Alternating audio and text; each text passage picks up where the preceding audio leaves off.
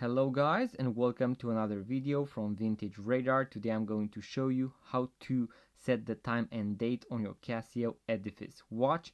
This is going to work for other Casio watch models out there, as well as for other brands as well that feature a date complication. Now if you pull the crown all the way, you are going to be able to set the time, and if you pull the crown to the first position, you are going to be able to adjust the date. Now, a very important thing is that you need to set the date 1 day prior to the actual date that you want to set. So for example, let's say that I want to make it the 28th of December, January, and so on. I'm going to first set the date to the 27th. So I'm going to pull the crown to the first position. I'm going to rotate in order to adjust the date, and I'm going to make it the 27th.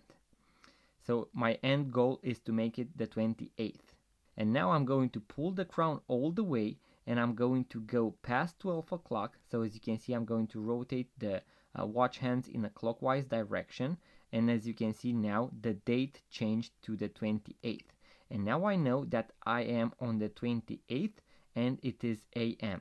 So let's say that I want to make it 5 AM, so 5 in the morning. I would leave it like that. Now if I want to make it PM, I'm going to go past 12 o'clock once again. As you can see, the date is still the 28th.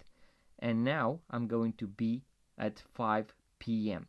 So that is why you want to set the date 1 day prior and to go manually past 12 o'clock so that you know whether you are AM or PM. After you have done that, you are going to push the crown all the way back in, and now you know that you are on the 28th and it is 5 PM. So guys, that was the quick tutorial on how to set the time and date on your Casio Edifice watch. If you enjoyed this type of content, guys, watch tutorials, watch reviews, watch unboxing videos, make sure to give it a thumbs up, subscribe to this YouTube channel, and I'm going to see you guys on the next video.